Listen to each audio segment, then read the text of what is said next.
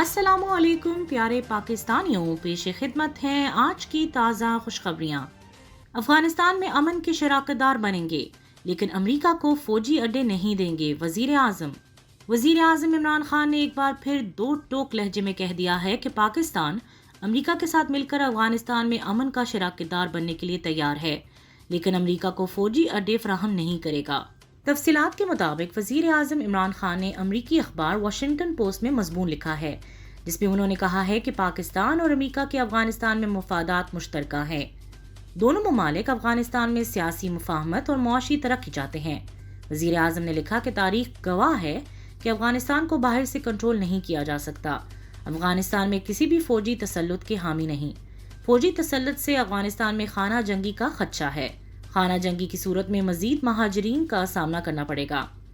انہوں نے لکھا کہ ہم نے طالبان کو مذاکرات کی میز پر لانے کے لیے سفارتی کوششیں کی۔ افغانستان میں طالبان کو بھی حکومت سازی میں شریک کیا جائے۔ امریکہ 20 سال میں جنگ نہیں جیت سکا تو اڈے دینے سے کیا فرق پڑ جائے گا۔ وزیر اعظم عمران خان کا کہنا تھا کہ پاکستان امریکہ کو فوجی اڈے فراہم کرنے کا متحمل نہیں ہو سکتا۔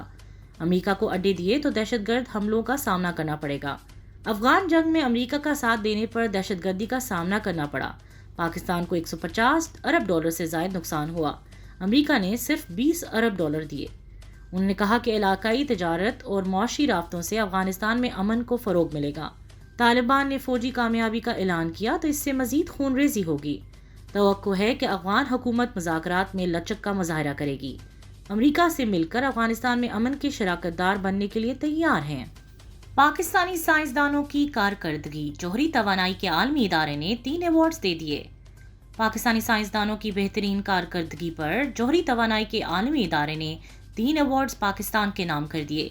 تفصیلات کے مطابق انٹرنیشنل ایٹامک انرجی ایجنسی نے پاکستان ایٹامک انرجی کمیشن کے زرعی سائنسدانوں کو 3 ایوارڈز دے دیے ہیں۔ عالمی ادارے برائے جوہری توانائی نے پاکستانی زرعی سائنسدانوں کو زرعی تحقیق کے شعبے میں نمایاں کارکردگی کا مظاہرہ کرنے پر ایوارڈ سے نوازا۔ یہ ایوارڈز پلانٹ میوٹیشن، بریڈنگ اور بائیو ٹیکنالوجیز میں اہم کامیابیوں پر دیے گئے۔ ایوارڈز کے لیے ایٹامک انرجی کے agriculture research centre, nuclear institute agriculture کو منتخب کیا گیا۔ پی اے ای سی کے محمد کاشف ریاض خان کو ینگ سائنسدان ایوارڈ کے لیے منتخب کر لیا گیا۔ نمایاں اچیومنٹ ایوارڈ منظور حسین، کاشف ریاض، سجاد حیدر، حافظ ممتاز حسین اور نایاب کی اللہ دتہ کو دیا گیا۔ پاکستان ایٹامک انرجی کمیشن کے ترجمان نے کہا کہ یہ ایوارڈز ادارے کے معیاری تحقیق، تکنیکی مہارت اور عزم کا واضح ثبوت ہیں۔ چیئرمین پی اے ای سی نے زرعی تحقیق میں کامیابیوں پر سائنسدانوں کو مبارکباد بھی دی۔ حج کی تیاریاں مکمل، عازمین کے لیے بہترین سہولتیں۔ سعودی عرب میں حج کی تیاریاں مکمل کر لی گئی ہیں اور عازمین حج کے لیے بہترین انتظامات کیے گئے ہیں۔ عرب میڈیا کی رپورٹ کے مطابق مقدس مساجد کے انتظامیہ نے رواں سال حج سیزن کی تیاریاں مکمل کر لیں۔ عازمین حج کو اس مرتبہ ماضی کے مقابلے میں مزید بہتر سہولتیں فراہم کی جائیں گی۔ رپورٹ میں بتایا گیا ہے کہ سعودی نائب وزیر حج اور عمرہ ڈاکٹر عبداللہ فتح مشات نے تیاریوں کا جائزہ لینے کے لیے منا، عرفات اور مزدلفہ کا دورہ کیا۔ اس موقع پر ان کا کہنا تھا کہ وزارت حج اور عمرہ مناسک حج کی ادائیگی آسان اور محفوظ بنانے کے لیے بہترین انتظامات کے لیے کوشاں ہے۔ انہوں نے کہا کہ عازمین اور زائرین کو پیش آنے والی مشکلات دور کرنے کے لیے ہر ممکن کوششیں کریں گے۔ دریں اثنا حج اور عمرہ قومی کمیٹی کے رکن ہانی الامیری کا کہنا تھا کہ اس سال منا میں حاجیوں کو ٹھہرانے کے لیے 6 ٹاورز اور 70 کیمپوں کا انتظام کیا گیا ہے۔ پی ایس ایل کے دوسرے ایلیمنیٹر میں یونائیٹڈ کو شکست، پشاور زلمی فائنل میں پہنچ گئی۔ Pakistan super league P S L کے 6 ایڈیشن کے دوسرے ایلیمنیٹر میں پشاور زلمی نے حضرت اللہ زازئی اور جونتھن ویلز کے عمدہ بیٹنگ کی بدولت اسلام آباد یونائیٹڈ کو 8 وکٹوں سے شکست دے کر فائنل میں جگہ بنا لی۔ لاہور قلندرز نے پہلا موبائل ویکسینیشن سینٹر قائم کر دیا۔ لاہور قلندرز نے ضلعی انتظامیہ کے تعاون سے پہلا قلندرز موبائل ویکسینیشن سینٹر قائم کر دیا۔ Lahore Qalandars mobile vaccination centre کا افتتاح ڈپٹی کمشنر اور سی ای او لاہور قلندرز عاطف رانا نے کیا۔ ڈپٹی کمشنر مدثر ریاض نے کہا کہ لاہور قلندرز نے ایک مرتبہ پھر تعاون کیا جس کے شکر گزار ہیں۔ لاہور قلندرز کھیل کے میدان میں ہاری ہے لیکن ویکسینیشن کے میدان میں جیت گئی ہے۔ سی ای او لاہور قلندرز نے کہا کہ ہم نے وعدہ کیا تھا کہ لاہوریوں کو کورونا سے محفوظ کرنے کے لیے تمام اقدامات کریں گے۔ انہوں نے کہا کہ بدقسمتی سے قلندرز کی ٹیم پی ایس ایل کے دوسرے مرحلے میں اچھا پرفارم نہیں کر سکی۔ عاطف رانا نے کہا کہ امید ہے کہ ویکسینیشن لگوانے کے معاملے میں لاہوری اچھے پرفارم کریں گے۔ 6 ماہ میں تمام لاہوریوں کی ویکسینیشن کرنا ہدف ہے۔ ابوظہبی نے سیاحوں کو ویکسین سے متعلق بڑی سہولت فراہم کر دی۔ متحدہ عرب امارات کی سب سے بڑی ریاست ابوظہبی میں سیاحوں کے لیے مفت ویکسینیشن شروع کر دی گئی۔ عرب میڈیا کے رپورٹ کے مطابق عام شہریوں، مقیم غیر ملکیوں اور ویزا ہولڈرز کے بعد اب ابوظہبی میں موجود سیاحوں کو بھی کورونا ویکسینیشن بالکل مفت لگائی جائے گی۔ وہ سیاح جو ریاست میں موجود ہیں یا پھر وہ آئندہ دنوں میں پہنچیں گے، وہ مفت ویکسینیشن کے لیے بکنگ کروا سکتے ہیں۔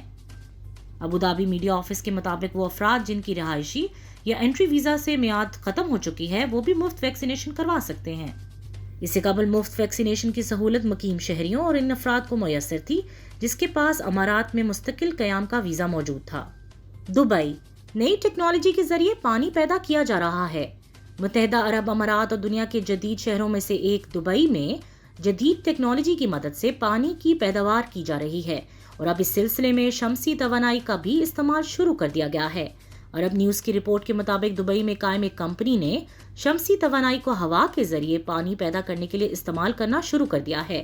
یہ کمپنی 2017 سے دبئی میں قائم ہے۔ سورس گلوبل نامی امریکی کمپنی نے حال ہی میں پینے کا صاف پانی بنانے کے لیے سورج سے چلنے والا ہائیڈرو پینلز متعارف کروائے ہیں۔ پانی کی پیداوار میں جس نئی ٹیکنالوجی کو استعمال کیا جا رہا ہے، اس میں شمسی توانائی کے استعمال سے ایک ایسے فین کو طاقت دی جاتی ہے جو ہوا کھینچتی ہے۔ یہ ہوا اس کے بعد اسپنج نما مادے سے گزرتی ہے جہاں پانی کے مالیکیولز ہوا سے اسپنج میں جذب ہو جاتے ہیں۔ کمپنی کے نائب صدر واحد فتوحی نے ایک انٹرویو میں بتایا کہ یہ ہائیڈرو پینلز بغیر کسی بنیادی ڈھانچے اور بغیر کسی بجلی یا کسی بھی قسم کے گرڈ کے اعلیٰ سطح پر پینے کا پانی پیدا کر رہے ہیں۔ نادیہ جمیل کینسر سے مکمل طور پر صحت یاب۔ بریسٹ کینسر کا شکار ہونے والی پاکستان کی معروف اداکارہ نادیہ جمیل 1 سال سے زائد عرصے کے بعد اس مرض سے مکمل طور پر صحت یاب ہو گئی ہیں۔ نادیہ جمیل نے اپنے انسٹاگرام اکاؤنٹ پر شیئر کی گئی ایک پوسٹ میں مداحوں کو اپنی صحت یابی سے متعلق آگاہ کیا۔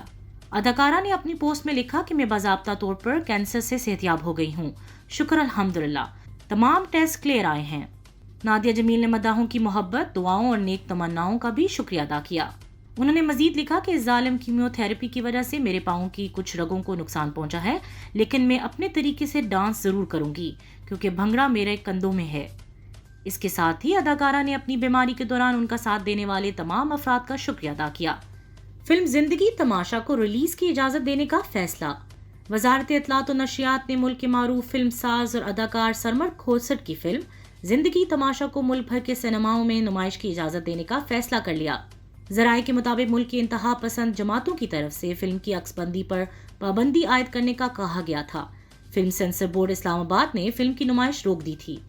اس بارے میں سرمد کھوسٹ نے سینسر بورڈ کو تحریری طور پر آگاہ کیا تھا کہ ان کی آنے والی فلم زندگی تماشا کو نمائش کی منظوری دیے جانے کے باوجود ملک میں اس کی ریلیز روکنے کی کوششیں کی جا رہی ہیں۔ سرمد کھوسٹ نے کہا کہ فلم کو پاکستان بھر میں نمائش کے لیے پیش کرنے کے خلاف ایک مذہبی جماعت کی جانب سے مظاہروں کی کال بھی دی گئی۔ فلم میں کچھ بھی توہین آمیز یا بددیانتی پر مبنی نہیں ہے۔ میں نے فلم کو دوبارہ جائزے کے لیے سینسر بورڈ کو پیش کیا اور ایک مرتبہ پھر صرف شکایات گزاروں کو خوش کرنے کے لیے معمولی سی تبدیلیوں کے ساتھ فلم دوبارہ نمائش کے لیے منظور کر لی گئی۔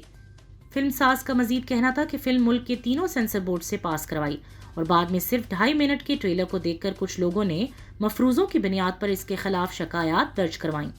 یہ فلم کسی فرقے یا مسلک کے بارے میں نہیں ہے اور اس فلم کا مرکزی موضوع صرف عدم برداشت ہے۔ آج کے لیے بس اتنا ہی۔ انشاءاللہ کل تازہ خبروں کے ساتھ پھر حاضر ہوں گے۔ پاکستان زندہ باد۔